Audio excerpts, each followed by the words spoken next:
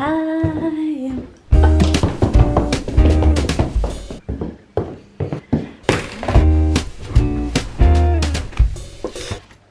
Joy to the world.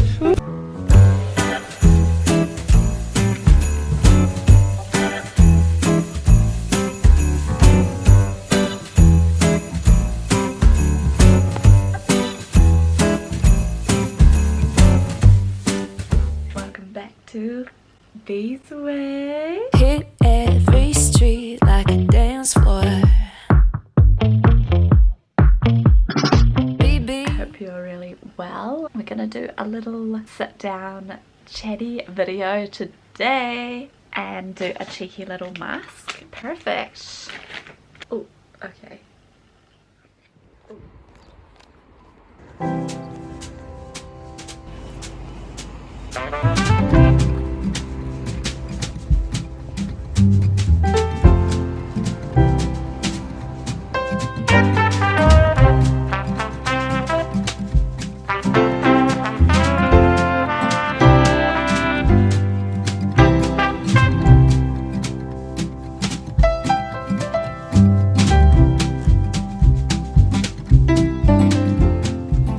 We are kick-starting the December vlogs with a little reading bundle and library haul and what I read in November, and then gonna get into the library stuff. But first, coffee.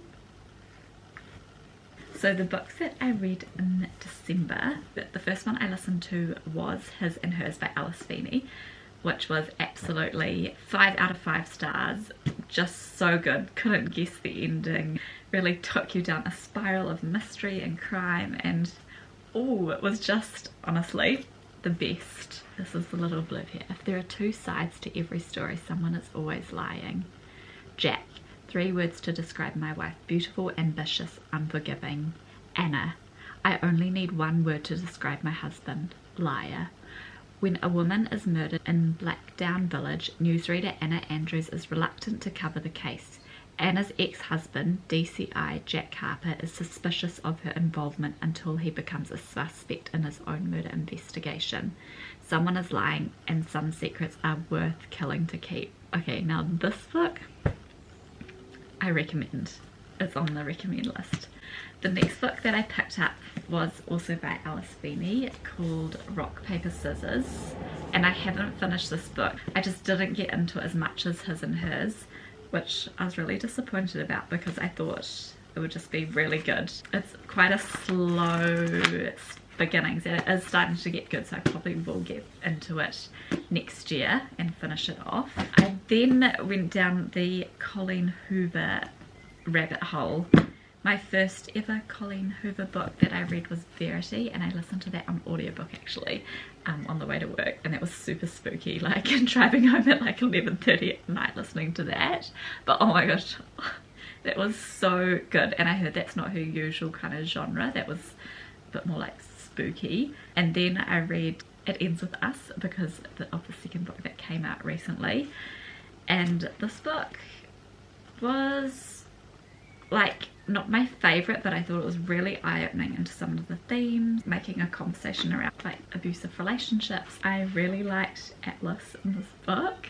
Well, I liked Ryle until all of a sudden that happened, and then Atlas came in, and I am Team Atlas, and this book was just a dream, and it's a total like, I know so many people didn't like it, but I was here for it because I just love a Atlas and Lily moment. But it was really interesting how like she weaved in Ryle into this book, and yeah, I would rate this 4 out of 10.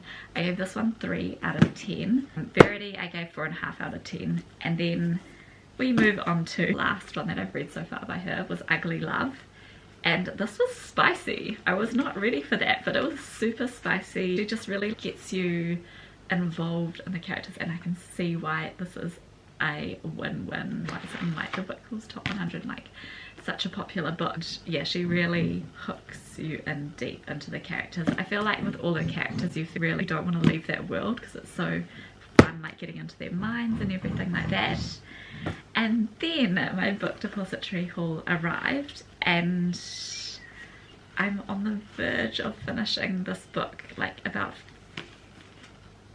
page 343, and there is 360 pages, so just under 20 pages to go. But it's been a really slow read, unpopular opinion. This one just couldn't really, the characters, like I get it's grumpy sunshine, and I was hanging out to read this book on the beach for so long, but every day I picked it up it was raining. I think it's a 2 out of 10 for the romance from me. It was a good decent month of reading. I think that's like 1, 2, 3, 4, 5, 6 books this month, which I'm pretty happy with. Next up, I went to the library.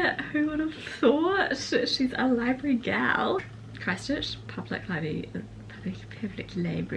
a very big vibe. I wanted to pick up a Elin Hildebrand book because of some of the booktubers I've been watching. They've read hers, and the one I wanted to read, the Trouble in Paradise series, but I think the first one's called Winter in Paradise and they didn't have it, so I picked up another one of hers which has got 3.9 stars in Goodreads, and it's The Matchmaker. And going into summer, this looks like the perfect book. It's got on the back, when it comes to summer reading, few things are as enjoyable as a beach book by Elin Hildebrand. You'll practically smell the salt air in the minute you open her book. The detail is that authentic, which just made me grab this book. Yeah, so it's a touching novel from best-selling author Elin, in which a woman sets to find love for those closest to her before it's too late. The Matchmaker is about losing and finding love even as you're running out of time, which seems very enjoyable.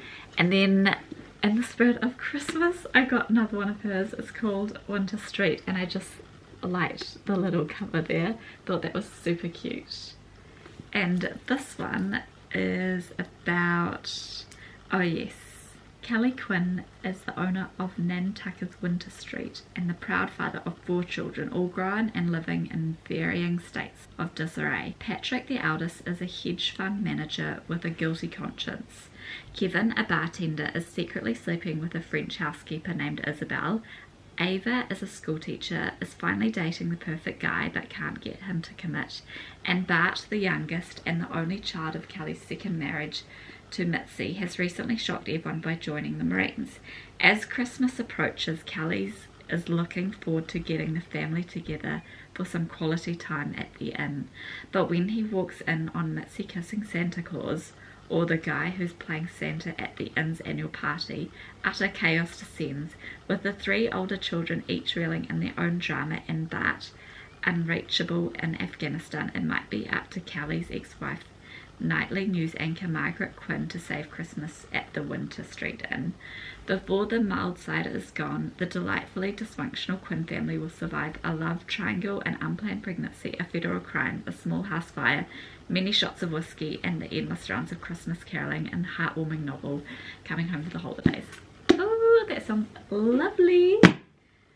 And then the last standalone book I got is this one here, Sadie Smith on Beauty, and shortlisted for the Man Booker Prize in 2005. This one is about, set in New England mainly and London partly, On Beauty concerns a pair of feuding families, the Besleys and the Kipseys, and a clutch of doomed affairs. It puts low morals among high ideals and asks some searching questions about what life does to love. For the Besleys and the Kipseys, the confusions, both personal and political, of our uncertain age are about to be brought close to home, right to the heart of the family. Ooh, love reading the reviews. Got so many good ones. This looks fun. Exuberant and magnificently funny. A bright, zesty comedy. A Triumph Smith's comedy shines. Beautifully observed. A rich, warm, thoughtful book. Smith is in a class of her own. Very clever. Just so many raving reviews for that one, and a little bit more, I think, sophisticated compared to, we love a rom-com, but sometimes it's nice to have a bit more depth as well. But on the topic of rom-coms, I did pop into the library and they had these really cool bundles, which just is such a good way to try books that, you know, you wouldn't normally try. The top one is a kind of a book talk rom-com, and just in light of, you know, the whole month of romance and Christmas coming up as well, we're just gonna do a little like unraveling together in such a cute little parcel, so I'm gonna show you. It Happened One Summer by Tessa Bailey. I've seen this all over TikTok and kind of just wanted to get amongst this. Schitt's Creek inspired rom-com about a Hollywood it girl who cut from her wealthy family. Oh yeah, that looks really fun. Can't wait to read that one. And then I couldn't even see what this one was about. So this one is One Cancelled Wedding, One Unexpected Honeymoon. Oh, that looks like a whole lot of fun. This looks like a great summer read as well. Perfect. I'll fill you in on that one. And then the last one is Island Time. A magical read about love. Moonlit beaches, crystal clear waters, steamy rainforest, love isn't there. This one's desert and you won't want to be rescued from. The Kellys are messy, loud, loving Aussies. The Lees are sophisticated, aloof, buttoned up Americans. They have nothing in common except for the fact that their daughters are married couple. When a nearby volcano erupts during their short vacation to a remote tropical sanctuary off the coast of Australia, the two families find themselves stranded together for 6 weeks. With only 2 island employees making up the rest of their party, everyone's forced to Island Time's summer, read that desert, queer romance, family secrets, ambition, parenthood, and bird chasing bromance. Perfect for fans of Casey McQuinn, Ellen Hindenburg's The Sexy. Oh, hello, we've got some of that. The Sexy Sunset Paradise and White Sandy Beaches by Queen. There we have it. That is the third one in the rom-com. I just could not resist. Merry Christmas, Parcel. Look how cute this cover is. It just looks so cute. I just want it in my wee bookshelf. On a snowy December evening, Sam steps into life of bespoke hat maker Ava. Sparks fly, and not necessarily good ones. Times are tough for Ava. She's struggling to make ends meet. Ex-boyfriend's a bully, and worst of all, it's nearly Christmas. So when Sam commissions Ava to make a hat for someone special. Oh, this seems so good. I'm so excited for A Christmas Promise. I don't know why. This one is cute. Oh, look at all the biscuits. The Queen of the Colouring Mystery. Christmas Dessert Murder. What the heck? Because I couldn't see what this one looked like as the it was covered by this. 2 Hannah Swenson holiday mysteries in 1 volume. Oh, that sounds like a bit of me. It's Christmas in Lake Eden, Minnesota, and there's no better way to enjoy holiday than being cozying up. Oh, okay, no, that's not the blurb. Okay, so there's Christmas Caramel Murder and then Christmas Cake Murder. Hello. So cute. Hannah and her good pal Lisa have agreed to provide all the goodies for the town's annual production of Christmas Carol, but before anyone can say a humbug, the actress playing Mrs. Claus exits the stage left for good as murderous suspects pile up fast then snowdrifts in a blizzard. It might take a visit from Ghosts of Christmas Past to wrap up this mystery. And oh, this looks like a bit of fun. Hello. Oh, this is the cutest cover. Stop. Jingle all the way. Oh, it's so cute. I can't deal. When a massive snowstorm hits, Everly's mother urges a workaholic to come home for Christmas, but Everly hesitates.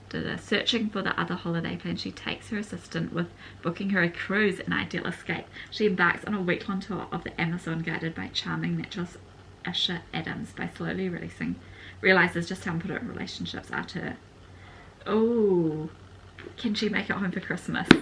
We will find out. That is a wrap on the book haul from the library and what I read in November, and thank you so much for sticking around to the end. If you did enjoy this video, please be sure to give it a thumbs up. Thank you so much for watching, and looking forward to hearing if you've read anything in the comments or if you recommend anything for Christmas books wise, and I will see you in the next vlog. Bye!